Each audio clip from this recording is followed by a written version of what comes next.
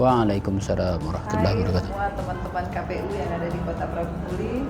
Hari ini kita kehadiran tamu dari akademisi dalam rangka ngobrol pemilu dan demokrasi terkait dengan sekolah demokrasi yang akan dimulai pada tanggal 18 Maret 2020. Bersama kita telah hadir Bapak Pak Arianto selaku akademisi dan pengamat politik. Di samping Bapak Pak Arianto ada Ketua KPUD Kota Prabu Muli. Di sini kita akan mulai ngobrol-ngobrol tentang pemilu dan demokrasi. Kita ke Ketua KPU dulu ya. Apa tujuan dari diberdirikannya sekolah demokrasi di KPU Kota Prabu Muli? Ya, terima kasih atas kesempatannya. Jadi saat ini kami di Komisi Pemilihan Umum atau KPU Kota Prabu Muli sedang melaksanakan program sekolah demokrasi. Jadi program sekolah demokrasi ini kita selenggarakan dalam rangka wujud atau langkah kecil, bagian kecil dari pendidikan pemilih berkelanjutan. Artinya pendidikan pemilih bagi masyarakat itu tidak hanya kita selenggarakan ketika menjelang pemilu atau pilkada saja, tetapi kita lakukan terus-menerus sebagai pendidikan kewarganegaraan juga, civic education. Artinya kita berharap ke depan bahwa penyelenggaraan pemilu pilkada ini tidak hanya berorientasi dalam angka untuk meningkatkan partisipasi masyarakat dalam pemilu, tapi juga meningkatkan kualitas demokratisasi itu sendiri. Begitu. Jadi salah satu wujudnya adalah masyarakat datang ke TPS itu tidak hanya karena faktor faktor X gitu ya, atau money politik lah, masalah patronase politik lah, atau karena faktor-faktor yang lain, tetapi juga karena datangnya masyarakat ke TPS berpartisipasi dalam setiap pemilu pilkada itu karena kesadaran demokrasi untuk memilih calon pemimpin, calon wakil rakyat mereka di parlemen, sehingga mereka benar-benar bisa mewakili rakyat, masyarakat khususnya Kota Prabu Muli untuk mensejahterakan kehidupan masyarakat khususnya di Kota Prabu Muli. Jadi secara garis besar sekolah demokrasi itu kita selenggarakan demikian. Menurut pandangan Bapak, dengan hadirnya sekolah demokrasi itu bagaimana? Apakah akan memberikan kontribusi terhadap partisipasi di pemilu berikutnya atau seperti apa?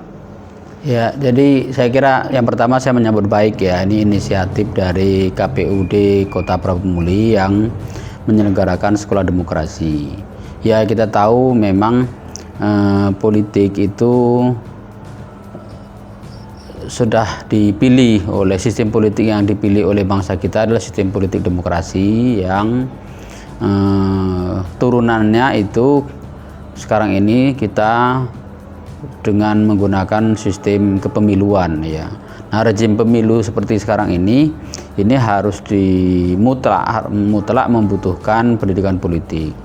Sejatinya memang pendidikan politik itu dilakukan oleh partai politik diantaranya sebagaimana diatur oleh undang-undang partai politik ya, dan juga oleh kampus, juga oleh pemerintah ya.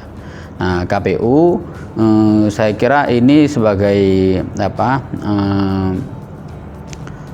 penyelenggara pemilu. Nah, selama ini kita lihat hanya berperan melakukan pendidikan politik itu ketika tahapan pemilu itu atau pilkada itu sudah jalan.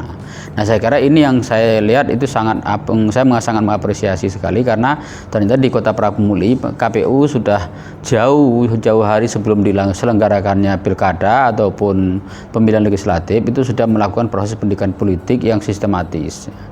Nah, ini menurut saya tentu akan berkontribusi pada pengembangan kehidupan demokrasi di Kota Prabu Muli yang lebih baik dan lebih sehat ya. Saya bayangkan misalnya kalau sekolah demokrasi ini mampu mencerahkan, melakukan literasi politik kepada anak-anak remaja, aktivis-aktivis muda, bahkan mungkin kelompok-kelompok masyarakat yang lain yang misalnya satu angkatan itu ada 100 misalnya gitu. Kalau satu periode KPU ada 5 tahun itu bisa menyelenggarakan 4 angkatan, berarti sudah 400.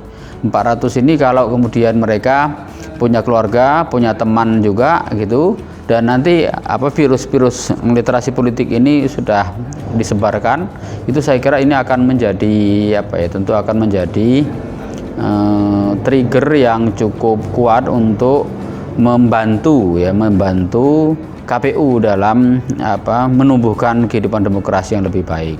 Sehingga saya kira ini apa yang dilakukan oleh KPUD Kota Prabu-Muli ini justru ini adalah investasi pendidikan politik yang nanti akan dipanen ketika proses politik secara real itu berlangsung, baik nanti pada saat menjelang proses politik di pilkada ataupun di pemilihan legislatif.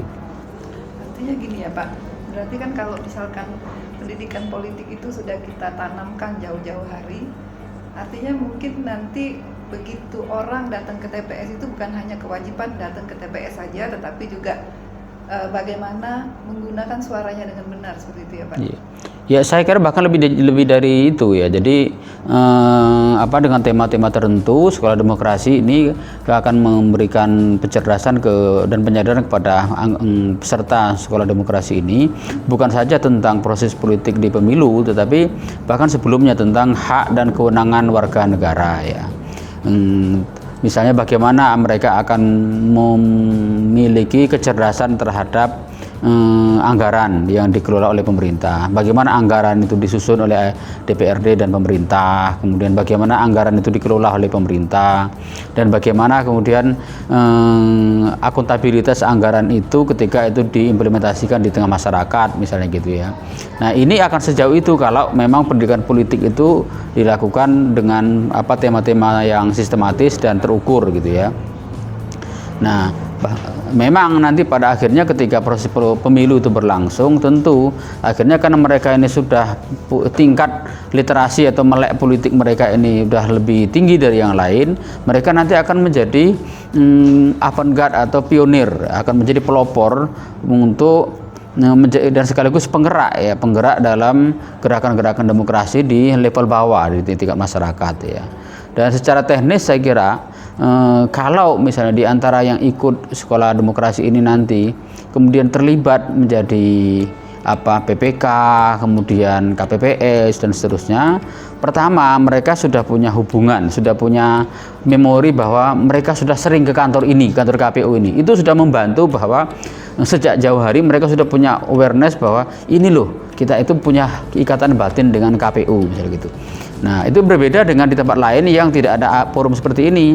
Tiba-tiba ketika ada rekrutmen PPK atau KPPS dan seterusnya, sampai kan berkali-kali kemarin mau pemilu yang lalu misalnya, sampai KPU pusat itu mengundur beberapa kali gitu karena belum adanya pendaftar atau belum terpenuhnya kuota gitu ya.